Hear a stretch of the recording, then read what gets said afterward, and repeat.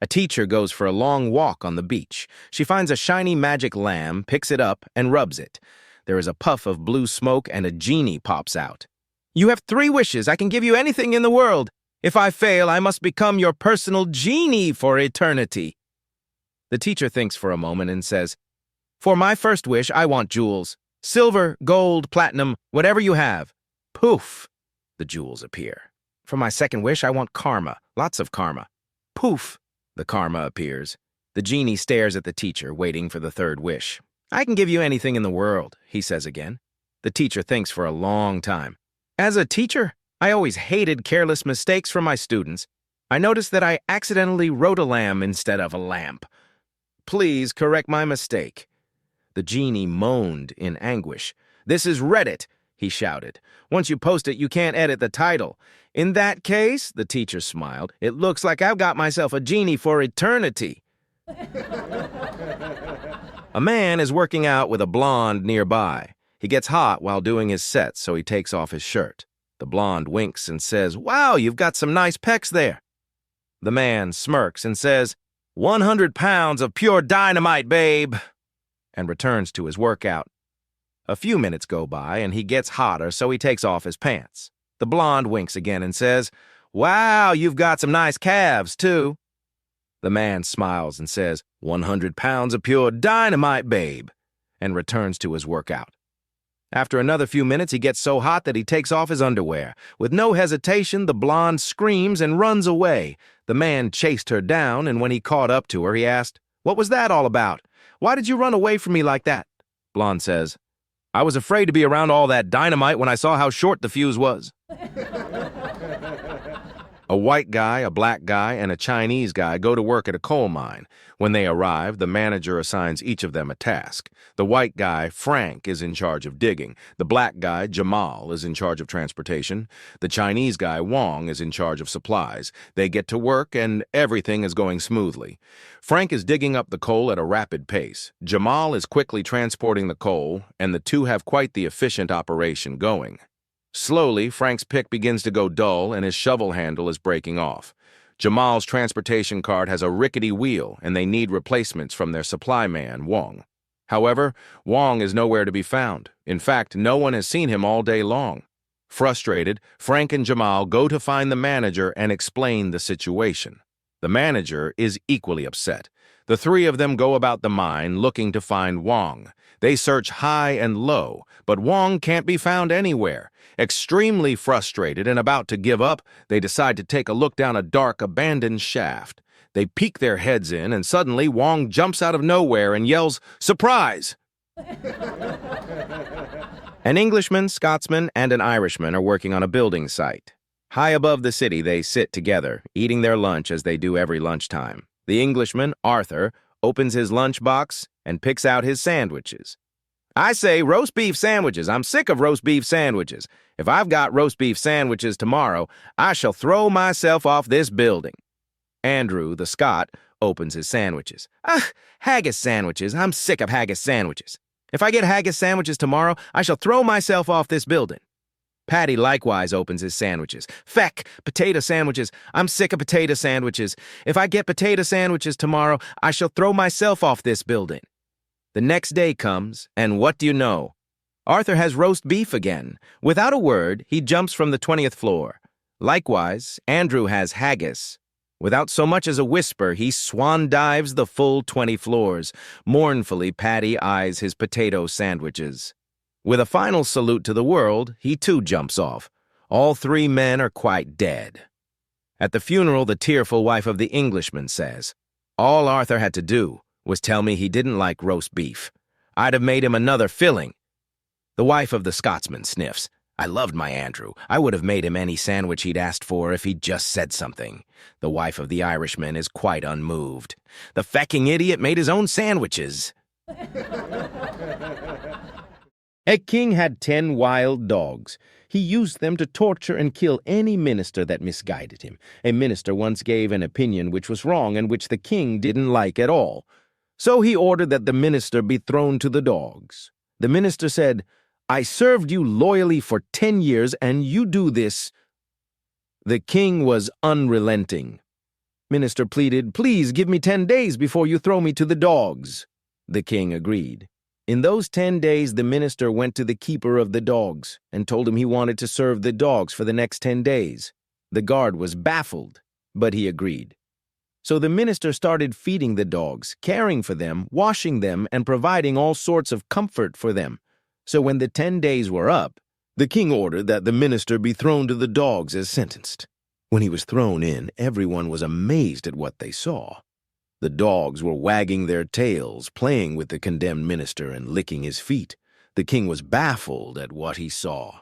"What happened to the dogs?" he growled.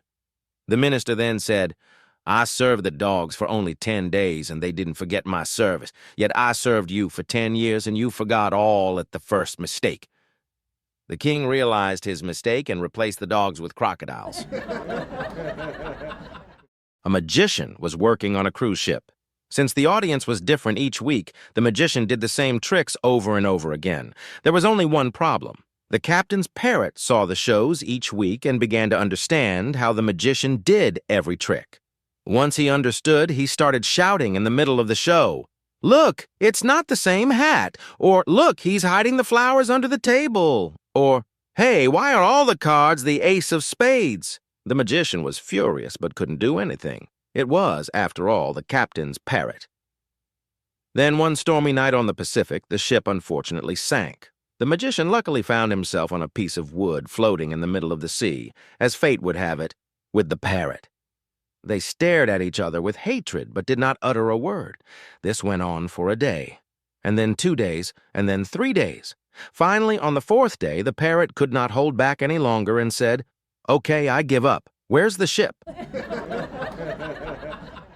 3 women are sick of their boss always leaving work early on a Tuesday, one Tuesday. They all agree to wait 20 minutes after the boss has left, then sneak out themselves. Their boss would never know. The brunette left and decided to go shopping. The redhead decided to hit the gym before meeting some friends for drinks. The blonde decided to go home and surprise her husband, but when she arrived home, she heard noises in the bedroom. She slowly walked up, peeked through the door, and saw her husband in bed with her boss. Mortified, she closed the door and crept out of the house. The next day, back at work, the girls met up and discussed if they should all skip out early again next week. "No way," said the blonde. "Yesterday, I almost got caught." The old man placed an order for 1 hamburger, French fries, and a drink. He unwrapped the plain hamburger and carefully cut it in half, placing 1/2 in front of his wife. He then carefully counted out the French fries, dividing them into 2 piles and neatly placed 1 pile in front of his wife. He took a sip of the drink, his wife took a sip, and then set the cup down between them. As he began to eat his few bites of hamburger, the people around them were looking over and whispering. Obviously, they were thinking, that poor old couple, all they can afford is 1 meal for the 2 of them. As the man began to eat his fries, a young man came to the table and politely offered to buy another meal for the old couple. The old man said they were just fine. They were used to sharing everything. People closer to the table noticed the little old lady hadn't eaten a bite. She sat there watching her husband eat and occasionally taking turns sipping the drink. Again, the young man came over and begged them to let him buy another meal for them. This time the old woman said, "No, thank you. We are used to sharing everything." Finally, as the old man finished and was wiping his face neatly with the napkin, the young man again came over to the little old lady who had yet to eat a single bite of food and asked, "What is it you are waiting for?" She answered, "My turn for the teeth." "No, I don't want to buy a toilet brush. I've never owned a toilet brush. All my friends who come over have gone to the bathroom and come out asking about owning a toilet brush. I'm just baffled why people use and care about toilet brushes. One day I brought my date over for dinner, and at the end of the night, after she went to the bathroom, she stormed out complaining about the lack of a toilet brush. I thought I was being insensitive about her needs, so I finally reluctantly bought a toilet brush. After a week of using a toilet brush, all my friends who come over still ask if I used a toilet brush. None of them believed that I used a toilet brush. Thankfully, the following weekend, my date agreed to another dinner at my place. At the end, she clearly wanted to use the bathroom again, so I went first and made sure to use the toilet brush. There would be no mistake that I had used the toilet brush. I even left it in plain sight. She came out fuming and disgusted and complained about the toilet brush. I finally snapped. I don't get why everyone likes to use toilet brushes. I'm going back to toilet paper. An old farmer got up in the middle of the night to use the toilet. As he was heading back to bed, he looked out the window and saw the lights on in his shed. A closer inspection revealed men loading his tools and farm machinery into their truck. He rushes to the phone and calls 911. I need the police! There are some guys clearing out my shed! Okay, sir, we have dispatched officers. They should be there in about an hour. An hour? But they'll be long gone by then. I'm sorry, sir, but there are no officers in your area. The farmer hangs up angrily, waits 10 minutes, and then calls 000 again. Hi, it's me again. Don't worry about sending those cops. I've just shot the robbers. And he hangs up. Less than 10 minutes later, 3 cop cars and a helicopter arrive and the robbers are arrested. The sergeant goes up to the house and bangs on the door. The farmer opens it in his dressing gown, holding a cup of tea. What's going on here? You said you shot the robbers! You said there were no officers in my area. A guy is recounting his previous night's drunken adventure to his buddy. I'm telling you, man, this is the best bar in the whole city. Every Friday night they have all-you-can-drink specials for $2. And the best part? A sorority house is right next door, and the place is just filled with young, gorgeous, single women. Well, let's go next Friday, then. Aye, and that's where the problem lies. Like I said, it was all you can drink, so I had my fill, and my memory is pretty fuzzy. All I can remember about the place is it had big purple double doors in the front and a golden toilet in the restroom. A golden toilet? Aye, a golden toilet. Even in my blacked-out state, I can remember thinking how strange it was for the toilet to be painted gold. The pair decide they are going to find this bar with the $2 drinks, gorgeous gals, big purple doors, and a golden toilet. The next Friday, they head out and catch a cab. They explain to the cab driver what they are looking for, and he says it doesn't sound familiar, but if it's in this city, he will find it. So, after driving all over town without much luck, they finally pull up to this little dive bar, and lo and behold, it has oversized double doors painted a bright purple.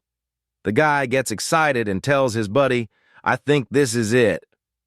The bar hasn't opened up yet for the night, but they notice the bartender bringing out a bag of trash to the dumpster, so they go over to ask him about it. Hey, does this place have golden toilets? The bartender is confused. What? Does this place have golden toilets? I was in the best bar of my life last week, and the only thing I can remember is it has purple doors like this one and a golden toilet in the men's room. The bartender thinks for a minute, seems to realize what is going on, then opens up the door to the bar and yells, Hey, Sam, I think I found the guy that took a dump in your tuba last week. You said there were no officers in my area. Wife just got out of the shower? The husband is hopping into the shower just as his wife is finishing up her shower when the doorbell rings. The wife quickly wraps herself in a towel and runs downstairs. When she opens the door, there stands Bob, the next-door neighbor. Bob looks a bit flustered from seeing her in the towel, but smiles and says, I'll give you $800 to drop that towel. After thinking about it, she realizes she has the chance of earning $800 within a minute. The woman drops her towel and stands naked in front of Bob.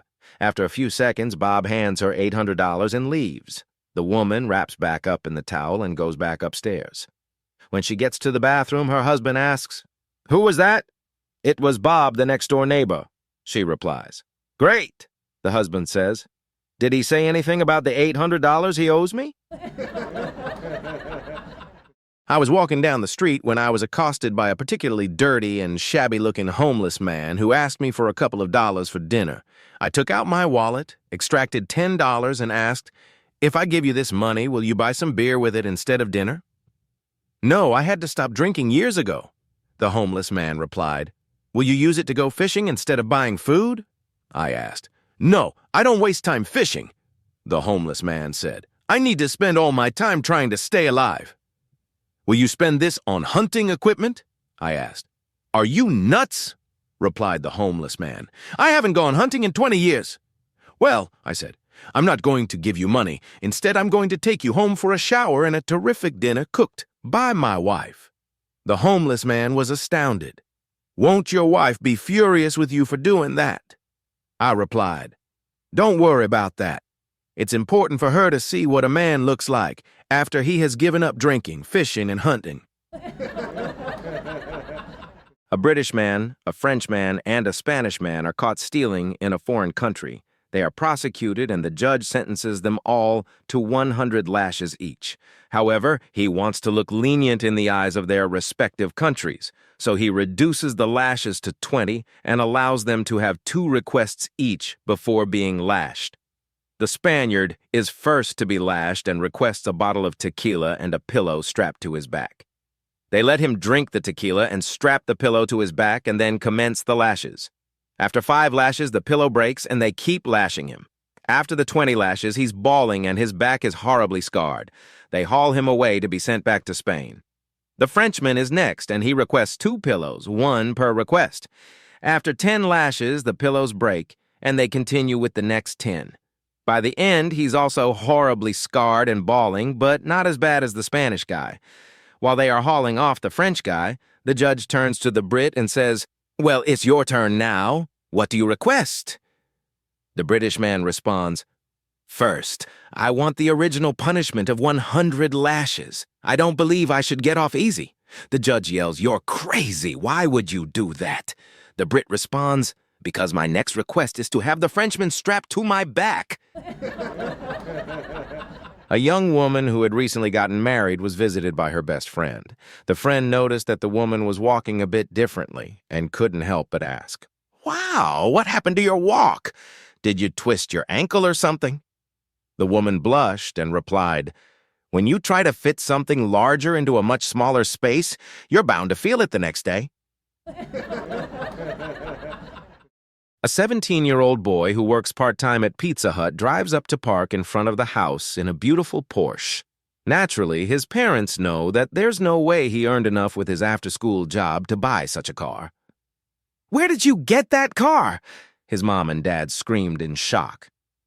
I bought it today, replied the teen calmly.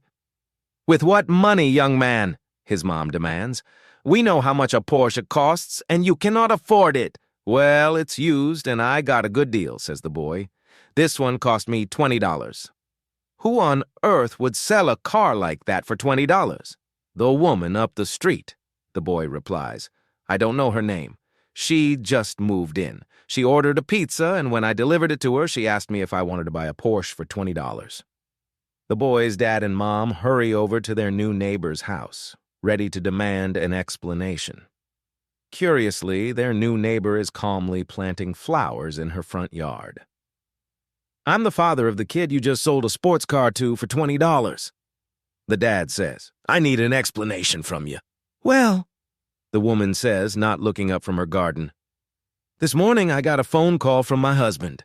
I thought he was on a business trip in Florida, but it seems he has run off to Hawaii with his secretary and doesn't intend to come back.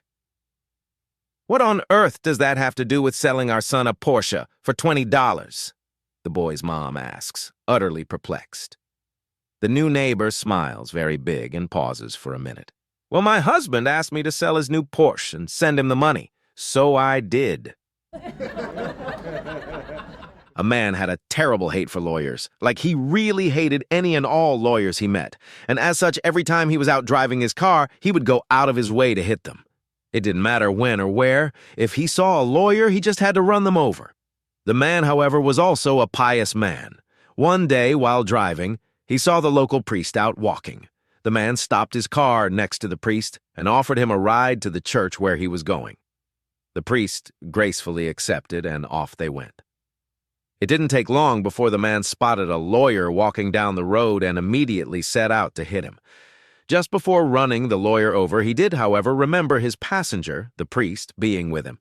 He swerved back quickly so as not to reach the lawyer, but still heard a solid thunk, despite being sure he had avoided the lawyer completely. The man, now filled with shame of his sin, turned to the priest and said, "Father, I must confess I hit that lawyer in pure hate. Can you forgive me?" The priest looked at him and answered, "It's okay, my son. I got him with the door." Two priests were playing golf. Father Bob hit his ball into the woods on his first swing. "Damn it, that totally missed," he cursed. "You shouldn't curse, Father Bob," said Father Michael, "or God might punish you." Father Bob apologized, and they went on playing. On his next swing, Father Bob hit his ball into the sand pit. "Damn it, that totally missed," he cursed again. Again, Father Michael warned, "Do not utter such words, Father Bob, lest God punishes you for it." Father Bob apologized again, and they continued playing. On his third swing, Father Bob hit his ball into the pond. "Damn it, that totally missed," cursed Father Bob once again. Before Father Michael could say anything, an ominous dark cloud suddenly gathered out of the blue sky, and vicious lightning came down and struck Father Michael, killing him instantly. Father Bob was completely stunned. Before he could understand what was happening in front of him, he heard a thunderous, deep voice coming from the sky. "Damn it! That totally missed."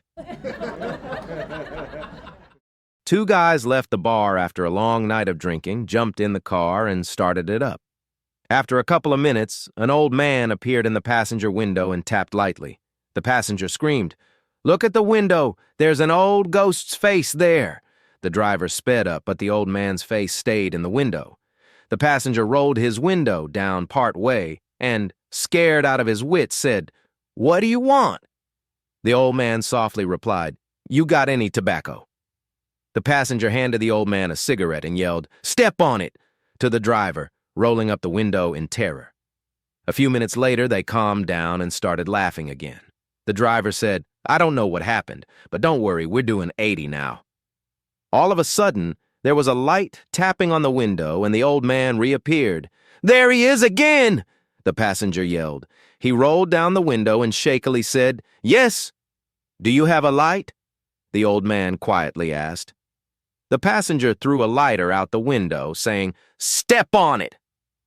They were flooring it and going about 100 miles an hour, trying to forget what they had just seen and heard, when all of a sudden there came some more tapping. "Oh my God, he's back!" The passenger rolled down the window and screamed in stark terror, "What now?" The old man gently replied, "You want some help getting out of the mud?" Three very different couples want to get married at the same church. There is a very young couple, a middle-aged couple, and an elderly couple over 70. All three couples meet with the priest of the church to discuss when and how they can get married. "In order to get married in my church, I have one rule.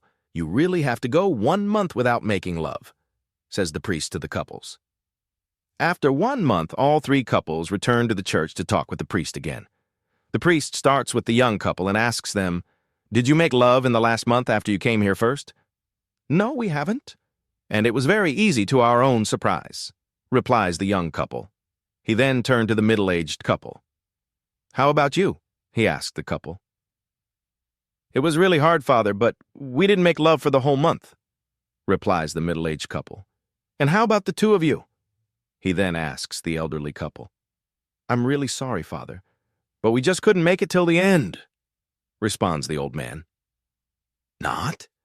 Then please tell me why not," says the priest. "Well, Father, my woman had a can of soup in her hand when she accidentally dropped it on the floor, and when she bent over to pick it up again, well, that's when it happened, Father." The priest, still a bit in shock, then tells them, "I'm sorry, but in that case, you're not welcome in my church to get married." "We're also not welcome in the supermarket anymore either," says the old man.